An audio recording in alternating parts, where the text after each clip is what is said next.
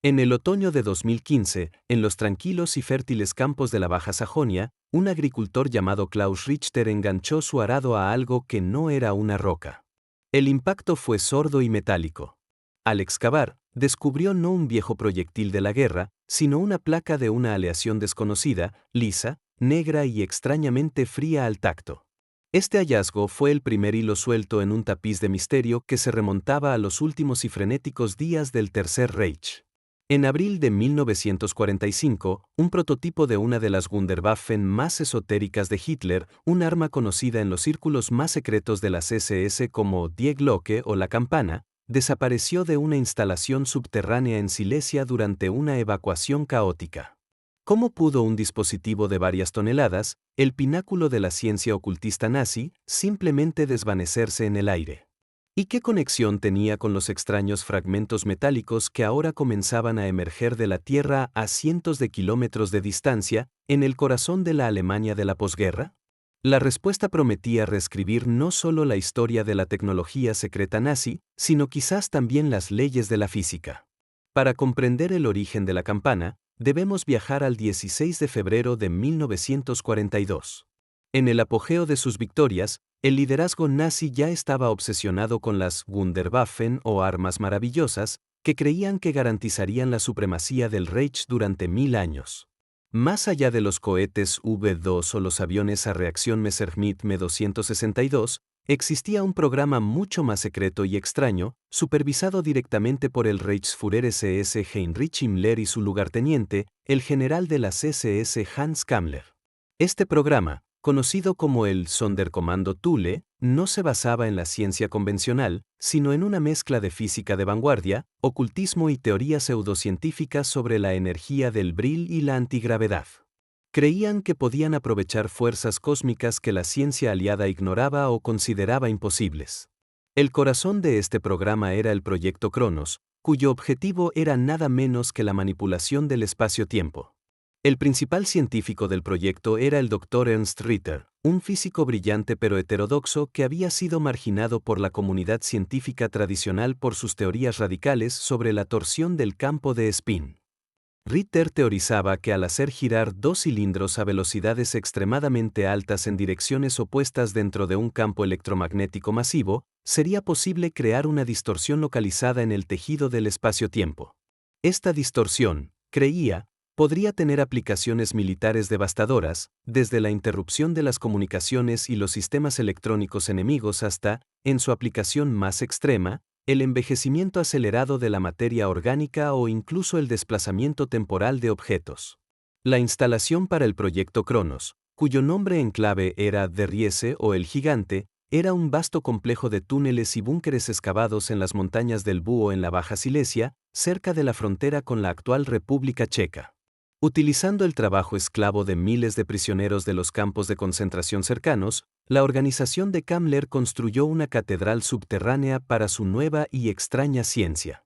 En el centro de esta instalación se encontraba el dispositivo de Ritter, Die Glocke. Era un objeto metálico de unos 3 metros de ancho y casi 5 de alto, con forma de campana. Dentro de su carcasa de aleación pesada, contenía dos cilindros que giraban en sentido contrario, llenos de una sustancia similar al mercurio de color violeta, a la que llamaban Serum 525. El dispositivo estaba suspendido de un enorme pórtico en una cámara revestida de cerámica y gruesas esteras de goma, diseñada para contener sus efectos. Los primeros experimentos con la campana, realizados a finales de 1944, fueron a la vez prometedores y terroríficos. Cuando se activaba, el dispositivo emitía un zumbido bajo y vibrante, descrito por los técnicos como el sonido de una colmena de abejas de metal. El área alrededor de la campana se volvía extremadamente fría, y una extraña niebla azulada llenaba la cámara. Las plantas y los animales pequeños colocados cerca del dispositivo durante las pruebas se descomponían en un lodo grisáceo en cuestión de segundos, o a veces se marchitaban como si hubieran envejecido décadas. Varios científicos y técnicos murieron durante estas pruebas iniciales, sus cuerpos encontrados con la sangre coagulada y los tejidos descompuestos. El Dr. Ritter, aunque horrorizado, estaba eufórico. Su teoría era correcta. Había logrado crear un campo que afectaba directamente el flujo del tiempo a nivel biológico. A medida que el Ejército Rojo avanzaba implacablemente desde el este en los primeros meses de 1945, el pánico se apoderó del alto mando nazi. El general Kammler, un hombre conocido por su brutal eficiencia, recibió órdenes directas de Hitler para acelerar el proyecto Cronos y preparar la campana para su uso operativo. El plan, denominado Operación Péndulo, era utilizar el dispositivo como un arma de negación de área definitiva. La idea era transportarlo cerca de las líneas del frente y activarlo, creando una vasta zona de muerte temporal que aniquilaría a las divisiones soviéticas que avanzaban. El 22 de diciembre de 1944, Kammler ordenó la preparación de un tren blindado especial para transportar la campana y su equipo de apoyo. El destino de la guerra, creían, ahora dependía de este extraño y mortal dispositivo, el secreto más oscuro del Tercer Reich. Los preparativos para la Operación Péndulo se llevaron a cabo en un ambiente de desesperación y secreto absoluto. El general Hans Kammler, un maestro de la logística y el terror, se hizo cargo personalmente de la evacuación de la campana. Sabía que el Ejército Rojo estaba a solo unos días de distancia de las montañas del Búho y que el arma no podía caer en manos enemigas bajo ninguna circunstancia. Se seleccionó un equipo de élite de las SS, la SS Sonderkommando Glocke, para supervisar el transporte. Este equipo no solo estaba compuesto por soldados, sino también por los ingenieros y técnicos más leales del Dr. Ritter, hombres como el joven ingeniero Gunther, que había ayudado a construir el dispositivo y era uno de los pocos que entendía sus peligrosos caprichos. La atmósfera en la instalación de Der Riese era sombría. Los hombres trabajaban en silencio, conscientes de que eran los guardianes de la última y más extraña esperanza de Hitler. El doctor Ernst Ritter, mientras tanto, estaba cada vez más preocupado por los efectos secundarios de su creación. Las pruebas más recientes a mayor potencia habían revelado fenómenos aún más alarmantes. Durante una activación, los técnicos en la sala de control informaron haber experimentado visiones vívidas y desorientadoras. Describieron ver imágenes fantasmales, como ecos del pasado, superpuestas a su visión normal. Un técnico afirmó haber visto la cámara de pruebas no como era, sino como una cueva natural, y a sus colegas vestidos con pieles de animales. Ritter teorizó que el campo de torsión no solo afectaba el tiempo biológico, sino que también debilitaba la barrera entre el presente y el pasado, permitiendo que las impresiones residuales del espacio-tiempo se filtraran en la percepción humana. Advirtió a Kammler que un uso a gran escala podría tener consecuencias psíquicas impredecibles para cualquiera que estuviera cerca, incluidos sus propios soldados. Kammler, un pragmático brutal sin tiempo para las preocupaciones teóricas de Ritter, desestimó las advertencias. Su única preocupación era sacar la campana de Silesia y desplegarla contra los soviéticos. El 18 de abril de 1945, con el sonido de la artillería soviética retumbando en la distancia, comenzó la evacuación. La campana, asegurada en un armazón de transporte masivo y cubierta con una lona, fue cuidadosamente izada desde su cámara de prueba subterránea y cargada en un vagón de plataforma especialmente reforzado en el centro de un tren blindado. El tren también transportaba los generadores de energía, los tanques del misterioso líquido Serum 525 y un vagón de pasajeros para el Dr. Ritter y su equipo científico, así como un contingente de soldados de las SS. El plan era transportar el arma hacia el oeste, a una base secreta en la región de Turingia, desde donde se lanzaría la contraofensiva. El viaje del tren fue una odisea a través de una Alemania en pleno colapso. El caos reinaba en todas partes. Las vías férreas estaban siendo bombardeadas constantemente por los cazabombarderos aliados, y las columnas de refugiados y soldados en retirada atascaban las líneas. El tren blindado, con sus órdenes de máxima prioridad, se abría paso a la fuerza, a veces desviando otros trenes militares a vías muertas. El secreto de su carga era absoluto. La mayoría de los soldados a bordo solo sabían que transportaban un arma decisiva para la guerra. A bordo, la tensión era insoportable. El ingeniero Gunther y su equipo monitoreaban constantemente el dispositivo, que incluso apagado, emitía un frío palpable y un zumbido de bajo nivel que parecía meterse en los dientes. Varios guardias se quejaron de dolores de cabeza y pesadillas vívidas. El primer choque con la realidad de la guerra ocurrió cerca de Dresde. Un escuadrón de P-47 Thunderbolts estadounidenses. Por un momento, el zumbido del dispositivo se intensificó y una ráfaga de frío barrió el tren. Gunther, aterrorizado, logró volver a asegurar el dispositivo, pero notó una nueva grieta fina en la carcasa exterior. El arma había sido dañada. El ataque aéreo obligó a Kammler a cambiar de planes. La ruta hacia Turingia era demasiado peligrosa. Tomó una decisión arriesgada: desviaría el tren hacia el norte, hacia las llanuras de la Baja Sajonia. Su razonamiento era que la región, en su mayoría rural y sin gran importancia estratégica, estaría menos patrullada por las fuerzas aéreas aliadas. Su objetivo era encontrar un lugar aislado, un campo o un bosque, donde pudieran descargar la campana y prepararla para una activación de emergencia. Ya no se trataba de una contraofensiva planificada, sino de un último acto de desafío desesperado. El tren cambió de rumbo, adentrándose en el corazón de una Alemania que se desmoronaba, llevando consigo un arma rota y cada vez más inestable, un secreto que se negaba a morir en silencio. El desvío del tren hacia la Baja Sajonia marcó un punto de no retorno. La misión original de alcanzar una base segura se había transformado en una huida desesperada. El general Kammler, consciente de que el Tercer Reich se desintegraba a su alrededor hora tras hora, se volvió aún más paranoico y despiadado. Ordenó un silencio de radio total y ejecutó a un oficial subalterno que cuestionó su decisión de desviarse del plan original. El ambiente en el tren se enrareció. La lealtad fanática que había caracterizado a las SS comenzaba a ser reemplazada por un miedo primordial a la supervivencia. Los hombres sabían que estaban transportando el secreto más importante del Reich, pero también se daban cuenta de que este secreto los había convertido en un objetivo para todos y en parias sin ningún lugar a donde ir. El daño que la campana había sufrido durante el ataque aéreo era más grave de lo que el ingeniero Gunther había pensado inicialmente. La grieta en la carcasa, aunque pequeña, estaba filtrando una cantidad minúscula pero constante de vapor del Serum 525. El vagón que contenía el dispositivo se volvió peligrosamente frío, y el zumbido de bajo nivel se hizo más fuerte, acompañado de un chisporroteo eléctrico intermitente. El Dr. Ritter, a pesar de sus heridas, insistió en examinar el dispositivo. Sus instrumentos detectaron una fluctuación inestable en el campo de torsión latente. Advirtió a Kammler que el dispositivo se había vuelto impredecible. Cualquier sacudida o impacto fuerte podría provocar una activación parcial o una descarga de energía descontrolada. La campana ya no era un arma, era una bomba de tiempo. La noche del 25 de abril de 1945, mientras el tren avanzaba lentamente a través de un paisaje rural salpicado de granjas y pequeños bosques, la catástrofe ocurrió. No fue un ataque enemigo, sino un simple acto de sabotaje. Un grupo de trabajadores forzados franceses, que habían sido obligados a reparar un tramo de la vía, habían aflojado deliberadamente varios raíles. Cuando el pesado tren blindado pasó sobre la sección saboteada, los raíles cedieron.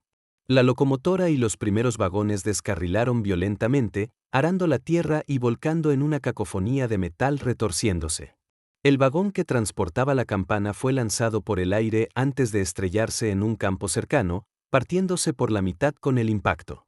El impacto provocó exactamente lo que el Dr. Ritter había temido: una activación catastrófica y descontrolada. No hubo una explosión en el sentido convencional. En cambio, un pulso de energía silenciosa y visible como una onda de distorsión de color azul pálido emanó del dispositivo roto. La onda se expandió en un radio de aproximadamente 2 kilómetros, barriendo el lugar del accidente y una granja cercana. Todo dentro de este radio se vio afectado instantáneamente. Los soldados de las SS que sobrevivieron al descarrilamiento, el general Kammler incluido, gritaron de agonía cuando sintieron que sus cuerpos envejecían décadas en segundos. Su piel se arrugó, su cabello se volvió blanco y cayeron al suelo como cáscaras secas. Los árboles y la vegetación del campo se marchitaron y se convirtieron en polvo. El metal del tren y el equipo se oxidó y se descompuso a una velocidad increíble. Desde la perspectiva de los pocos supervivientes que se encontraban en los vagones de cola, fuera del radio de efecto principal, la escena fue un horror incomprensible. Vieron la onda azul expandirse y luego disiparse, dejando tras de sí un círculo perfecto de desolación y muerte. En el centro del círculo yacían los restos destrozados de la campana, que ahora emitía un brillo verdoso y pulsante. El Dr. Ritter, protegido en parte por la estructura de su vagón, sobrevivió al pulso inicial, pero quedó gravemente herido. Arrastrándose fuera de los escombros, vio el resultado de su trabajo, un paisaje de muerte acelerada. Con sus últimas fuerzas, se acercó a los restos del dispositivo. Sabía que el núcleo de poder de la campana, aunque dañado, seguía siendo inmensamente peligroso. El ingeniero Gunther también sobrevivió, habiendo estado en uno de los últimos vagones. Aterrado pero impulsado por un sentido del deber, corrió hacia el lugar del accidente.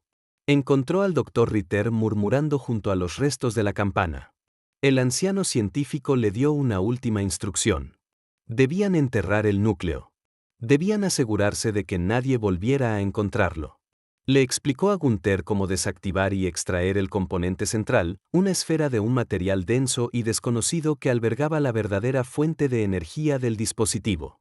Poco después, el Dr. Ritter murió. Gunther, junto con un puñado de otros soldados de las SS supervivientes y aturdidos, se enfrentó a una tarea imposible, en medio de un territorio enemigo, con sus líderes muertos y su arma convertida en una plaga, debían ocultar el secreto más oscuro de la guerra para siempre. El pequeño grupo de supervivientes, liderado ahora por el joven e inexperto ingeniero Gunther, se encontró en una situación desesperada.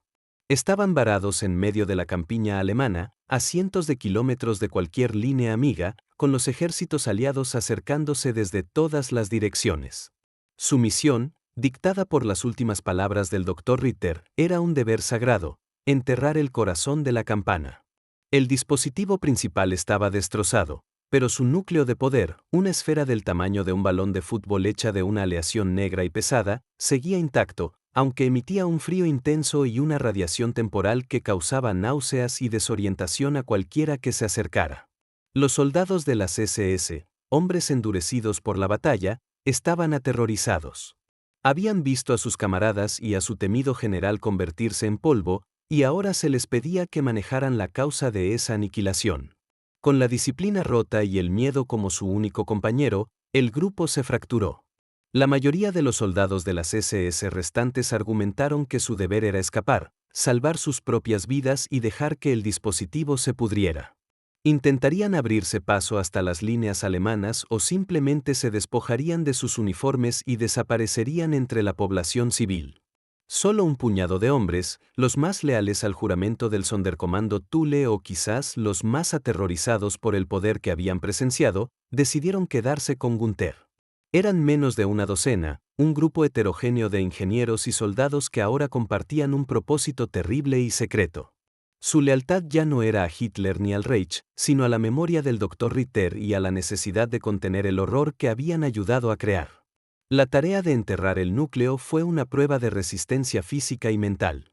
Utilizando herramientas improvisadas rescatadas de los restos del tren, cavaron un pozo profundo en el centro del círculo de desolación. Trabajar cerca del núcleo era una tortura. Sufrían hemorragias nasales, pérdida de memoria a corto plazo y alucinaciones visuales. Gunther, que era quien mejor entendía el peligro, diseñó un sistema de turnos cortos para minimizar la exposición. Mientras cavaban, se encontraron con algo inesperado. Debajo de la fértil tierra de cultivo, descubrieron una capa de roca de pizarra y, debajo de ella, la entrada a una red de túneles antiguos y olvidados, posiblemente minas medievales o bodegas subterráneas. Vieron esto como una señal, un lugar donde podrían ocultar el núcleo de forma mucho más segura que en un simple pozo. Con un esfuerzo hercúleo, transportaron la pesada esfera del núcleo a los túneles, utilizando cuerdas y palancas. El interior de los túneles era un laberinto de pasadizos oscuros y húmedos. Eligieron una cámara profunda y sin salida para ser la tumba final del núcleo. Antes de sellarlo, Gunther, siguiendo una corazonada basada en las teorías de Ritter sobre la contención, insistió en realizar un último procedimiento. Utilizando los restos de los cables de aleación de niobio-titanio del tren, él y sus hombres crearon una especie de jaula de Faraday improvisada alrededor del núcleo, conectándola a varillas de metal clavadas profundamente en la tierra circundante. Su esperanza era que esto pudiera conectar a tierra cualquier radiación temporal residual, dispersándola inofensivamente en la masa del planeta.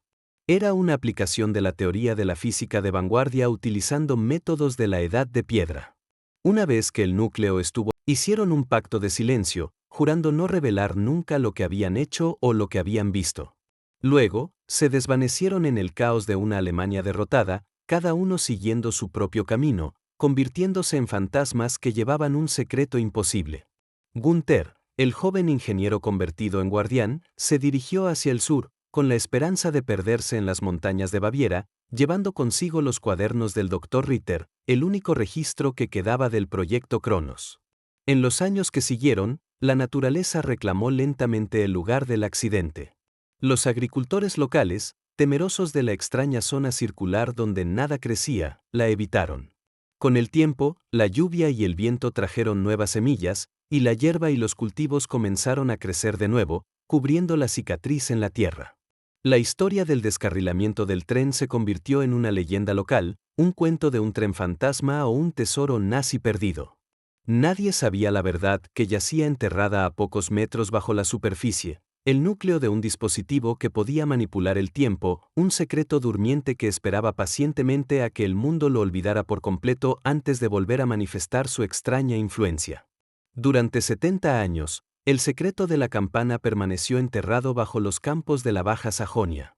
El pacto de silencio de los supervivientes se mantuvo.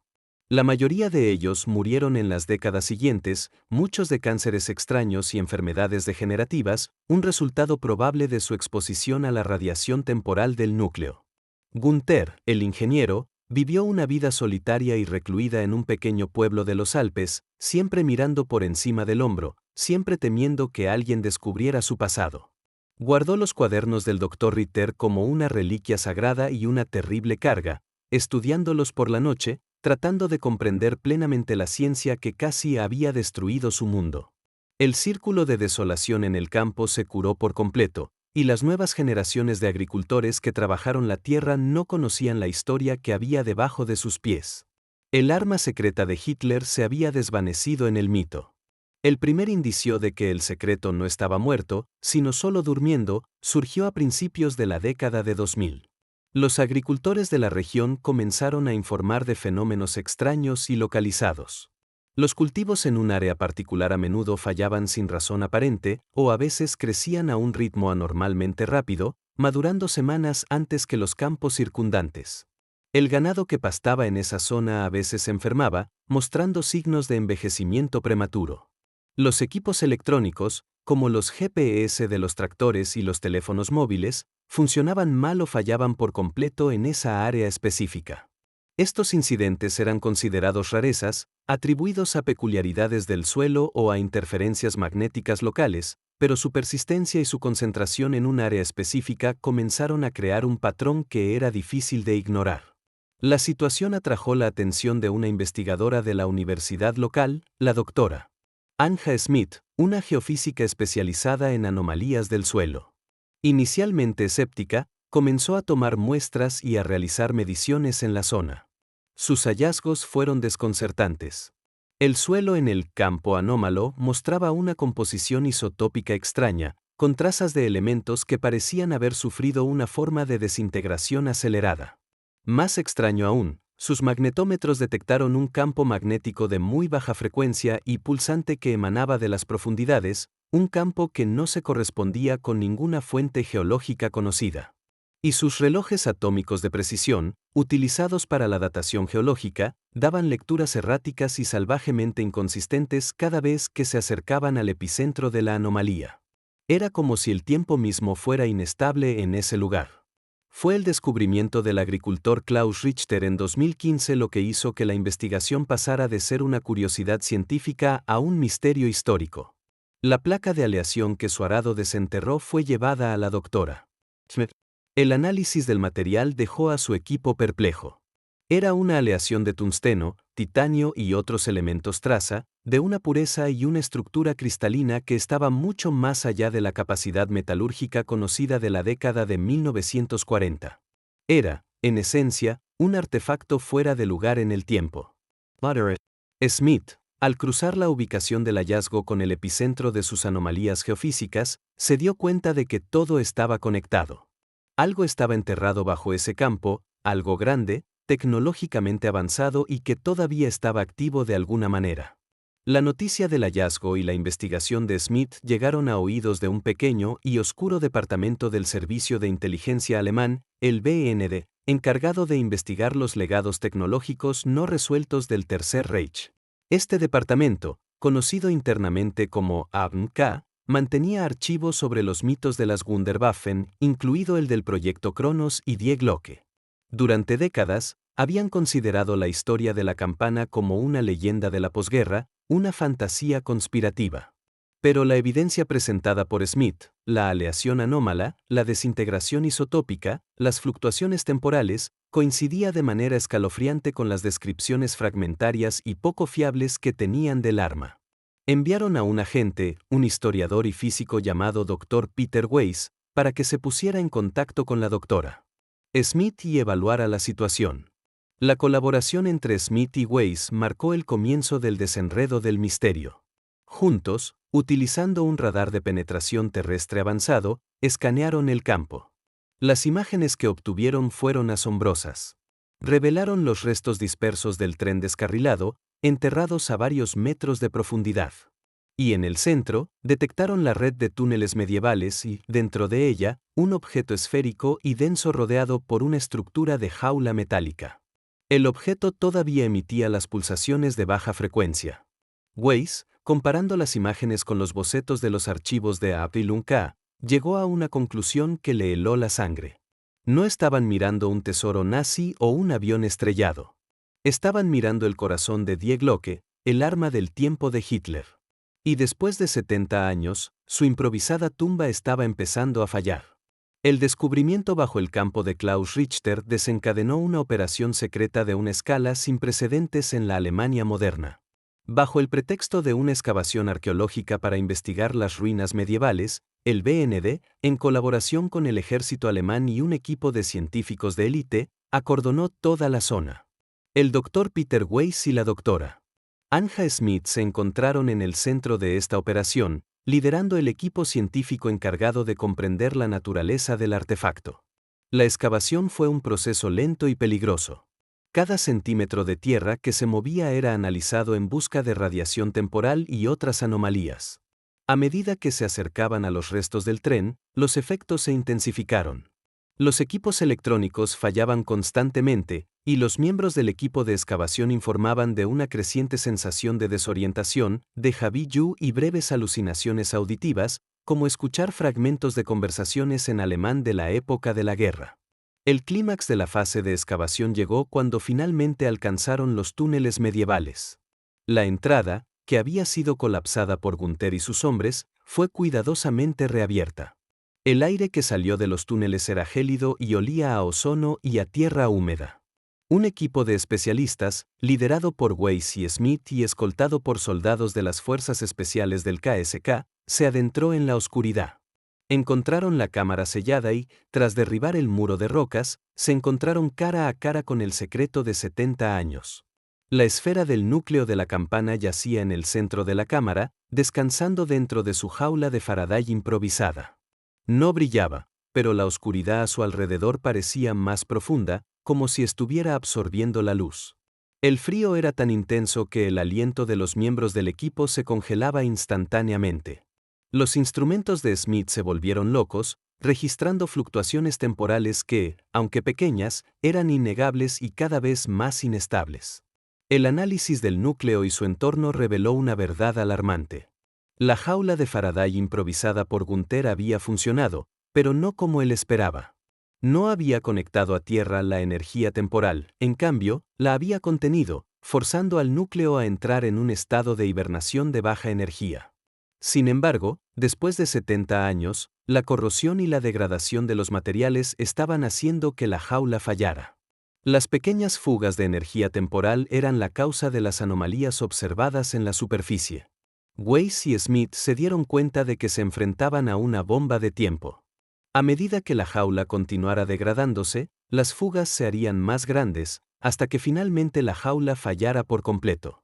En ese momento, el núcleo se despertaría, liberando toda la energía temporal que había acumulado durante 7 décadas en una única y catastrófica descarga, un evento que podría crear una zona de muerte temporal mucho más grande y permanente que la del accidente original.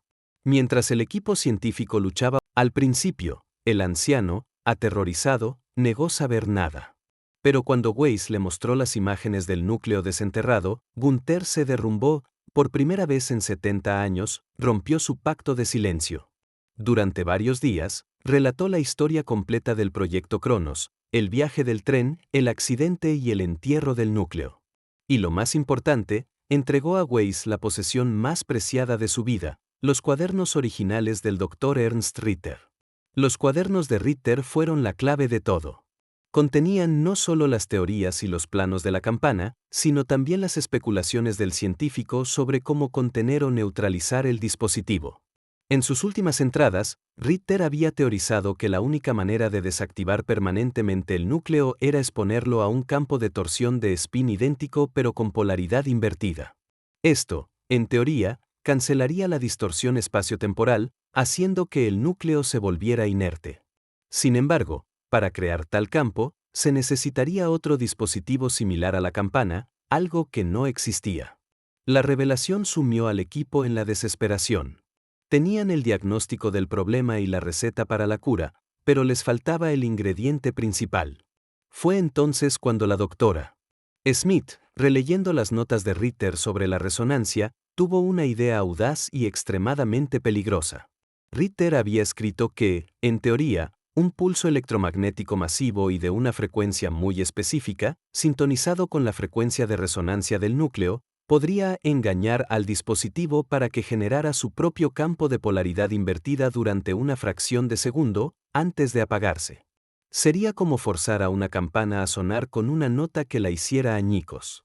El riesgo era inmenso. Si la frecuencia era incorrecta, el pulso electromagnético podría sobrecargar el núcleo, provocando la detonación prematura que tanto temían. Era una apuesta de todo o nada, una solución basada en la teoría más especulativa de un científico muerto hacía mucho tiempo. Sin otras opciones sobre la mesa, el gobierno alemán, en secreto, dio luz verde al plan de Smith. El destino de una gran parte del norte de Alemania ahora dependía de la capacidad de una geofísica para afinar una nota que pudiera silenciar el arma del tiempo de Hitler para siempre. La preparación para la Operación Silencio Final fue la empresa científica más secreta y de mayor riesgo en la historia de la Alemania de la posguerra. El equipo de la doctora Smith y el Dr. Weiss trabajó día y noche en los túneles bajo el campo, ahora transformados en un laboratorio subterráneo de alta tecnología. Su tarea era doble. Primero, calcular la frecuencia de resonancia exacta del núcleo, y segundo, construir un dispositivo capaz de generar un pulso electromagnético de la potencia y precisión requeridas. El primer desafío era el más difícil. La frecuencia del núcleo fluctuaba constantemente a medida que la jaula de contención se degradaba. Smith y su equipo tuvieron que desarrollar algoritmos predictivos complejos, tratando de anticipar cuál sería la frecuencia exacta en el momento preciso en que planearan emitir el pulso. Era como intentar dar en el blanco de un objetivo que se movía de forma errática en la oscuridad. Mientras los científicos trabajaban, el núcleo se volvía cada vez más inestable.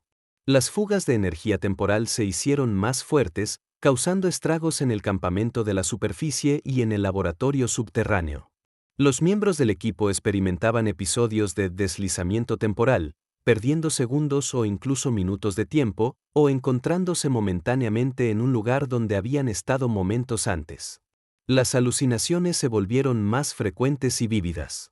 Algunos veían a los fantasmas de los soldados de las SS que habían muerto en el accidente, mientras que otros veían visiones del paisaje medieval que existía siglos antes. El estrés psicológico era inmenso. El anciano Gunther, que había insistido en permanecer en el lugar como consultor, actuaba como un ancla para el equipo, su experiencia de primera mano con los efectos del dispositivo ayudando a los demás a distinguir entre la realidad y la ilusión temporal. La construcción del generador de pulso, apodado el martillo, fue una hazaña de la ingeniería. Se trajeron al lugar enormes bancos de condensadores y se instalaron en una cámara subterránea recién excavada, a una distancia segura del núcleo.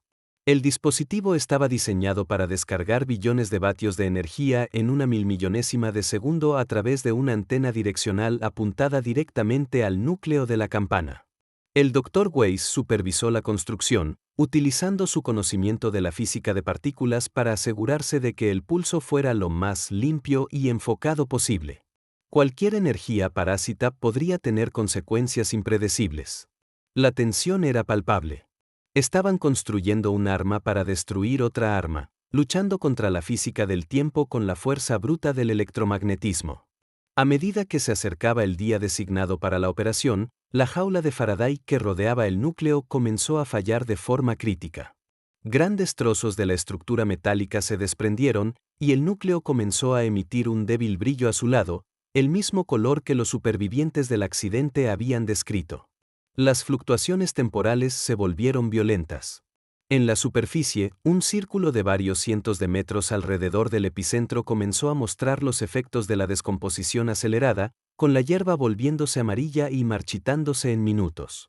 El equipo supo que se les había acabado el tiempo. La operación tenía que llevarse a cabo de inmediato, estuvieran o no completamente preparados. El clímax de la operación se desarrolló en el silencio tenso del laboratorio subterráneo. La mayoría del personal fue evacuado a una zona segura a varios kilómetros de distancia. Solo un equipo mínimo, compuesto por la doctora Smith, el Dr. Weiss y un puñado de técnicos clave, permaneció en el búnker de control para supervisar el pulso. Gunther, demasiado frágil para estar en el búnker, observaba desde una colina lejana a través de binoculares, completando el círculo de su larga y secreta vigilia. En el búnker de control, Smith realizó los cálculos finales de frecuencia, sus manos moviéndose con una precisión febril sobre el teclado. Basándose en las últimas lecturas, introdujo la frecuencia de resonancia final en el sistema de El Martillo. No había forma de saber con certeza si era la correcta. Con una cuenta atrás que resonó en el búnker silencioso, Smith dio la orden. El martillo se descargó. No hubo sonido, pero las luces del búnker parpadearon y una ola de presión barrió el complejo. Durante un instante que pareció una eternidad, no pasó nada.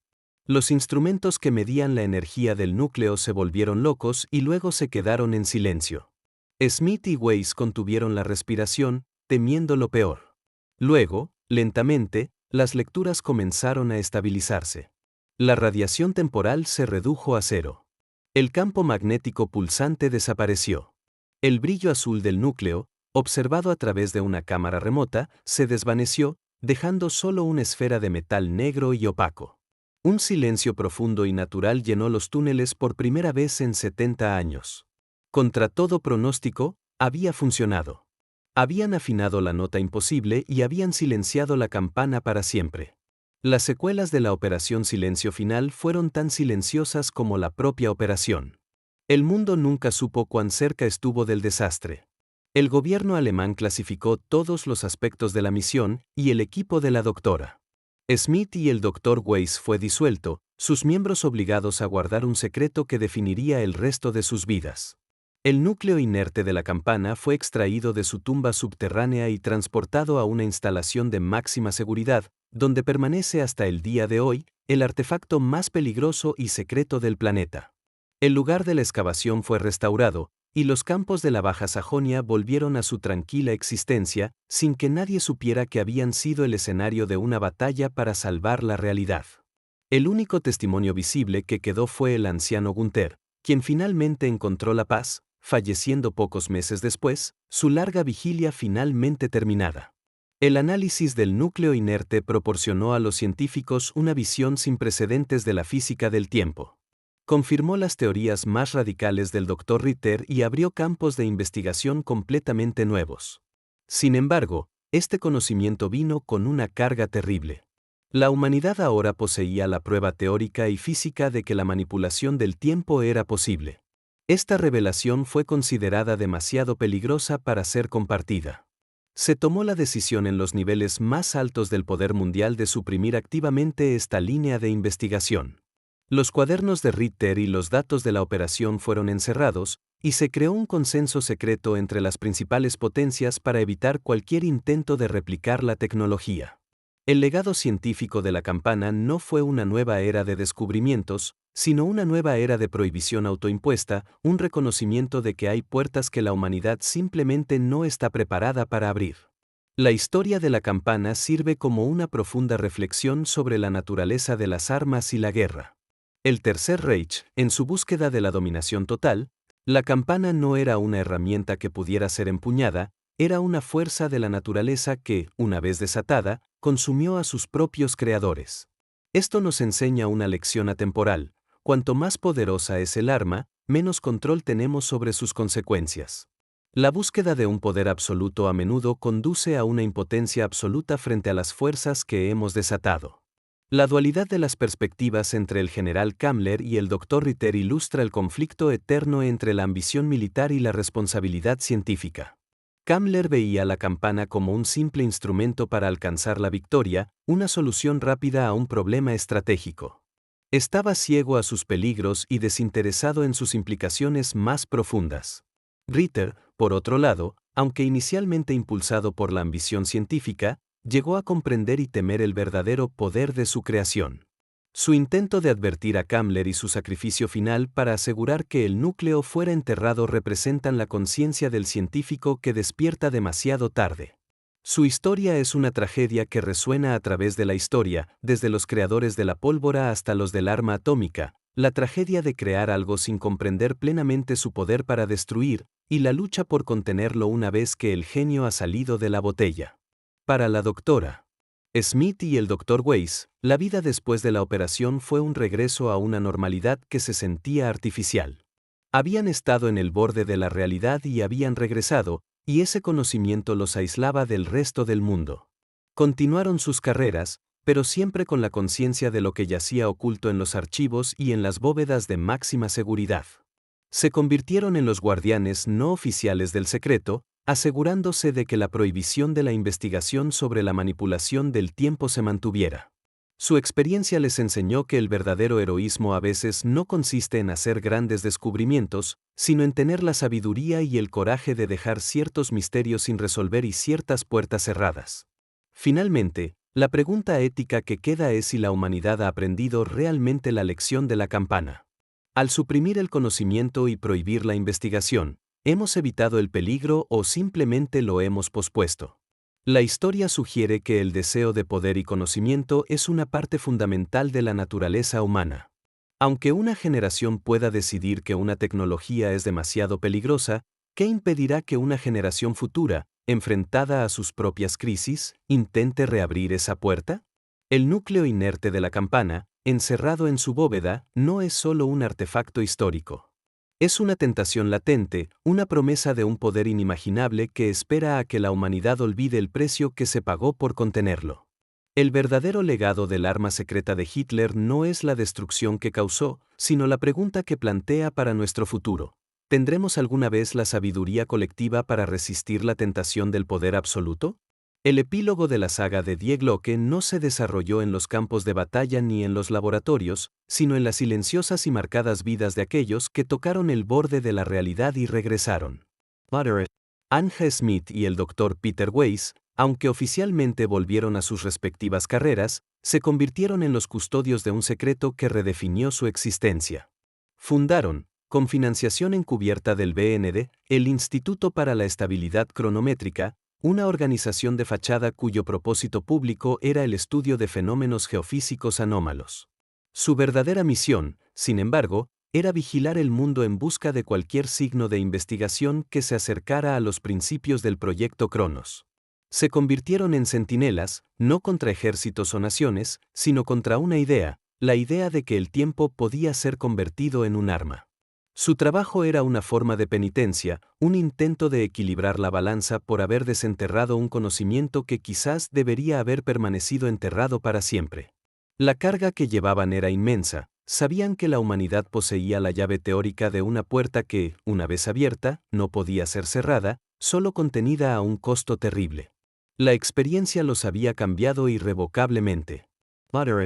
Smith, la geofísica pragmática, se encontró lidiando con una nueva apreciación por los mitos y las leyendas, entendiendo que a menudo eran la forma en que las culturas antiguas registraban eventos que no podían explicar científicamente. El Dr. Weiss, el historiador y físico, se volvió profundamente filosófico, obsesionado con la responsabilidad ética del conocimiento. Su relación, forjada en el crisol de la crisis de la Baja Sajonia, se convirtió en una asociación de por vida, un pacto de dos personas para proteger al mundo de su propia curiosidad. A menudo reflexionaban sobre el destino de Gunther, el ingeniero que vivió 70 años como un fantasma, un guardián solitario. Se dieron cuenta de que habían heredado su vigilia, pero a una escala global. La historia de la campana les enseñó que el verdadero monstruo no era el dispositivo en sí, sino la ambición humana que lo creó, una ambición que sabían que era una constante en la historia, siempre esperando la oportunidad de resurgir. Su vida se convirtió en un testimonio silencioso del hecho de que la paz no es solo la ausencia de guerra, sino también la presencia de la sabiduría y la contención frente a un poder inimaginable. La reflexión final sobre la naturaleza del arma de Hitler nos obliga a confrontar la peligrosa intersección entre la ideología y la ciencia. El Tercer Reich no solo buscaba la dominación militar, buscaba una validación de su cosmovisión mística y pseudocientífica. Proyectos como el Sonderkommando Thule y el Proyecto Cronos no eran meramente programas de armas, eran intentos de probar que la ciencia aria era superior, que podía acceder a fuerzas cósmicas que la ciencia judía de Einstein y otros había ignorado. Die Glocke no fue solo el producto de la física de vanguardia del Dr. Ritter, fue la manifestación física de la ideología ocultista de Himmler. Esta fusión de ciencia y misticismo es lo que la hizo tan increíblemente peligrosa. La ciencia, cuando está divorciada de la ética y se pone al servicio de una ideología totalitaria, pierde sus frenos. No hay límites para lo que se puede intentar, no hay consideración por las consecuencias. El Dr. Ritter, un genio en su campo, se convirtió en una herramienta de un régimen que no compartía su interés por el conocimiento, sino solo por el poder. Su historia es una advertencia para todas las épocas. Cuando la ciencia se convierte en la sierva de la ideología, el resultado no es el progreso, sino la creación de monstruos. La campana es el ejemplo perfecto de un monstruo tecnológico, un dispositivo cuyo poder era tan fundamental y tan ajeno a la experiencia humana que su uso no podía ser otra cosa que una catástrofe.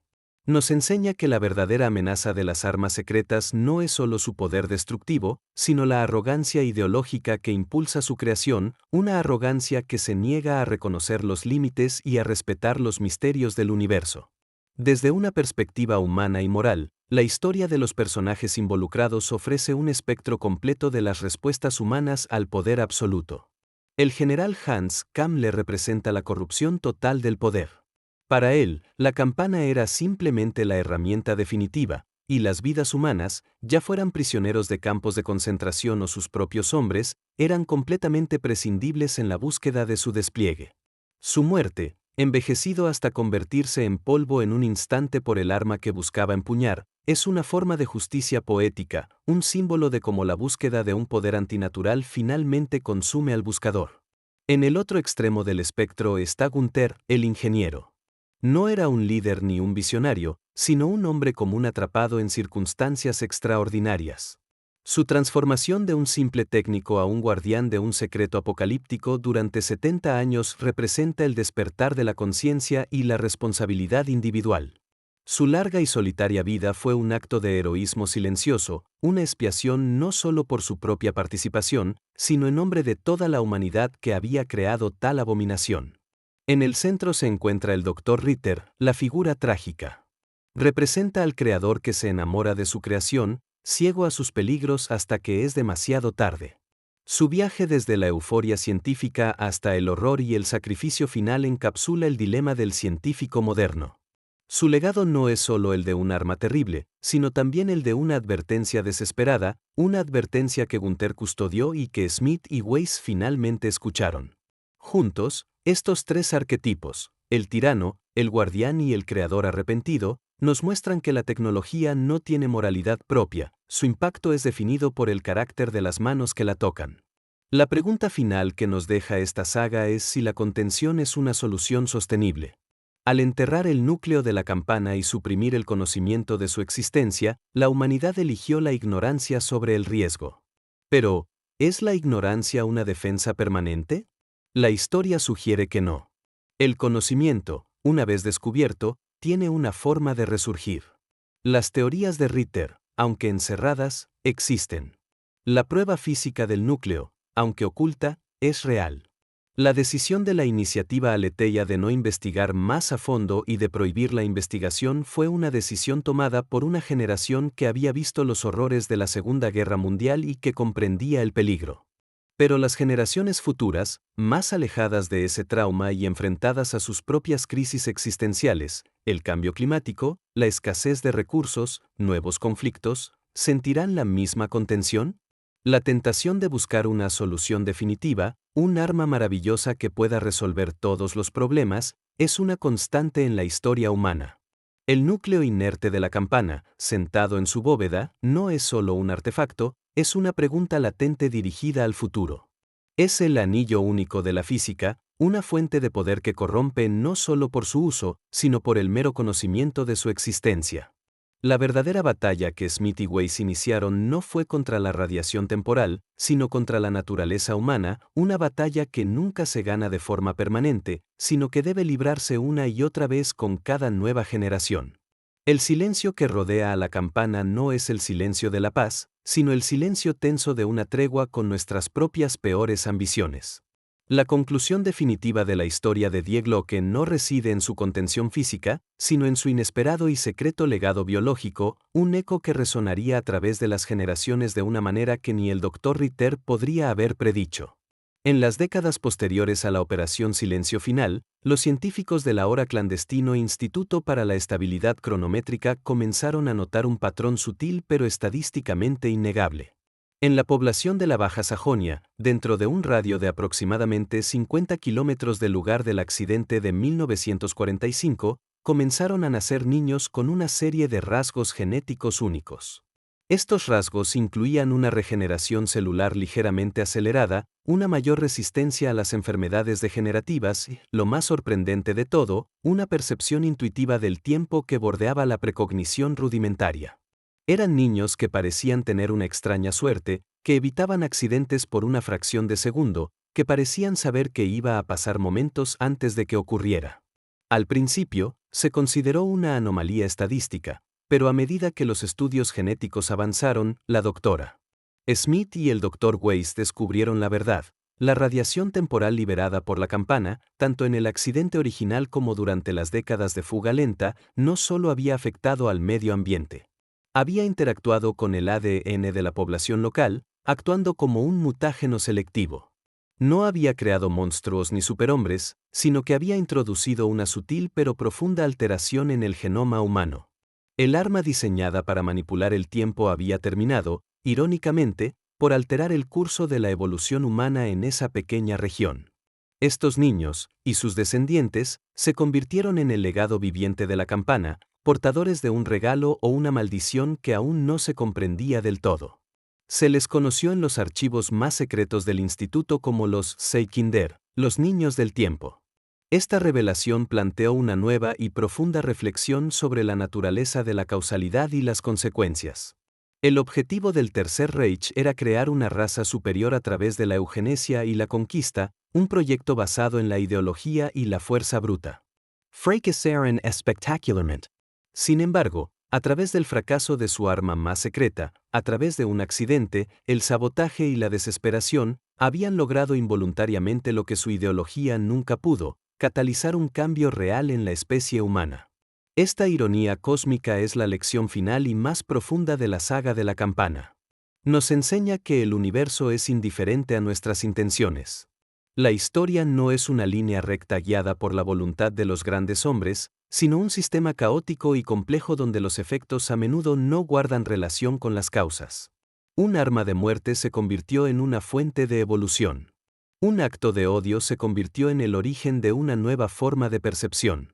Esto no redime las acciones del régimen nazi, sino que las sitúa en un contexto más amplio y aterrador, el de que incluso nuestros peores actos pueden tener consecuencias que trascienden nuestra comprensión del bien y del mal, convirtiéndose en semillas de futuros que nunca podríamos haber imaginado.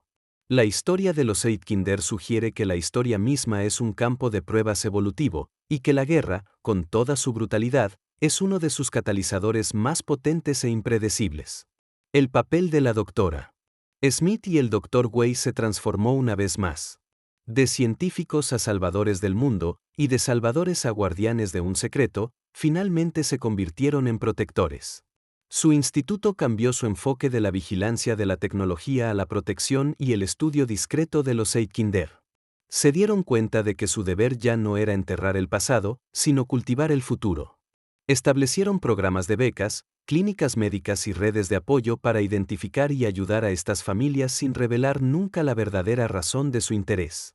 Su objetivo era asegurarse de que esta nueva habilidad humana, este sentido del tiempo, se desarrollara en un entorno de ética y compasión, en lugar de ser explotado o militarizado, como sabían que inevitablemente sucedería si el secreto salía a la luz. Se convirtieron en los pastores de una nueva rama de la humanidad, una tarea que requería una sabiduría y una previsión que iban mucho más allá de su formación científica. Su trabajo se convirtió en la expiación final por el pecado original del Proyecto Cronos, un intento de guiar el legado de Richter hacia la luz, en lugar de hacia la oscuridad de la que provino. La pregunta final, ¿qué aprendimos?, encuentra su respuesta más completa en este acto de protección. La lección de la campana no es simplemente que hay conocimientos demasiado peligrosos para el hombre. Es que el conocimiento, una vez desatado, no puede ser destruido, solo puede ser guiado. No podemos volver a meter al genio en la botella, pero podemos intentar enseñarle a cantar. La historia de los Zeitkinder es una historia de esperanza nacida de la desesperación. Demuestra que la humanidad tiene la capacidad no solo de crear horrores, sino también de encontrar la sabiduría y la compasión para gestionar sus consecuencias. La decisión de Smith y Weiss de proteger en lugar de explotar, de cultivar en lugar de contener, representa un paso evolutivo en la conciencia humana, un contrapunto a la mentalidad de Kammler y Toho. Es la elección de la jardinería sobre la guerra, de la custodia sobre la dominación.